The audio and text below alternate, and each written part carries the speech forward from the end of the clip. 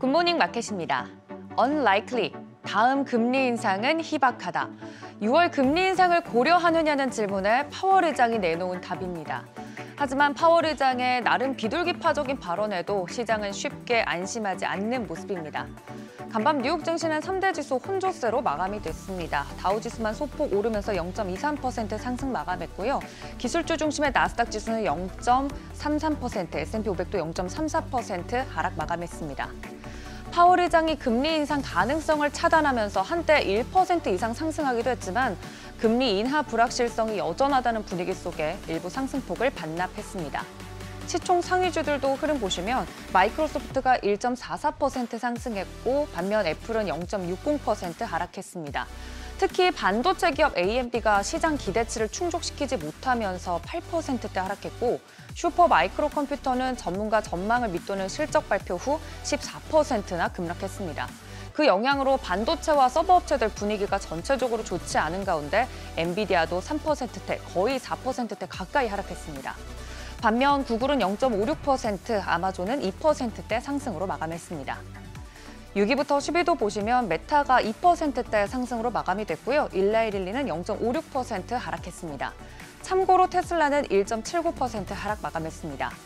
엔비디아 등 반도체 주가가 내리면서 장 마감 직전 상승폭을 반납하거나 하락 전환하는 등 말 그대로 롤러코스터 장세를 보였습니다. 우선 공개된 FOMC 성명서는 매파적이었습니다.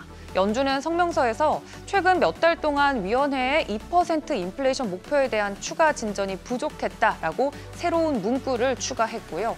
기준금리 인하 경로가 불투명할 것을 암시하는 대목이었습니다. 더불어 금리는 동결을 했지만 금융시장 여건을 완화하는 방안으로 양적 긴축 완화 계획을 내놓았습니다. 중앙은행은 6월부터 만기 도래한 국채 수익금을 재투자하지 않고 대차대조표에서 제외하는 속도를 늦추겠다고 밝혔습니다. 본격적으로 시장 분위기가 달라진 건 파월 의장이 입을 열기 시작한 때부터입니다. 기자회견의 핵심 질문은 기준금리 인상 여부였는데요. 파월은 단호하게 선을 그었습니다. 금리 인상 가능성은 낮다며 현 정책 금리를 얼마나 오래 유지할지가 통화정책의 초점이라고 밝혔습니다. 그렇다고 시장이 바라는 기준금리 인하 가능성을 내비친 건 아니었습니다. 인플레이션에 대한 추가적인 진전에 있어서 불확실성이 여전히 크다면서 금리 인하는 더 확신을 갖기 전까지는 하지 않는 게 적절하다고 판단한다고 누차 강조했습니다. 이처럼 매파와 비둘기파적인 발언을 섞었지만 전반적으로는 예상보다는 덜 매파적이었던 것으로 평가되고 있습니다.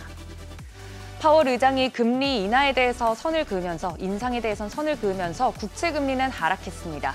10년물 국채 수익률은 4.6%대, 2년물 국채 수익률은 4.9%대 하락 마감했습니다. 10년물 같은 경우 장중에는 관련돼서도 더 하락폭을 키우는 모습이기도 했습니다. 그렇다면 시장이 바라는 금리 인하에 필요한 조건은 무엇일까요? 이 질문에 파월 의장은 여전히 강한 노동시장과 투자와 주택시장에도 고금리가 영향을 주고 있는 점 등을 언급했습니다. 파월이 지켜보는 노동시장과 관련돼서 상반된 결과가 나왔는데요. 3월 구인이직 보고서에 따르면 지난달 구인 건수 848만 8천 건으로 3년 만에 최저 수준을 기록했습니다. 반면 민간 ADP가 발표한 미 고용 보고서에 따르면 4월 민간 부문 신규 일자리 고용은 19만 2천 건으로 시장 예상치를 웃돌았습니다. 고용 상황을 보다 정확하게 보여주는 미 노동부의 4월 고용 보고서를 좀 더 기다려봐야겠습니다.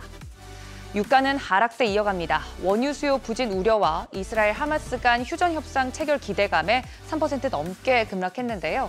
WTI 기준으로 배럴당 79달러 선에 마감하면서 80달러 선 깨고 내려왔고 브렌트유도 배럴당 83달러 선에 하락 마감했습니다. 파월의 금리 인상 선긋기에도 시장은 쉽게 불안함을 떨쳐내지 못하는 모습입니다.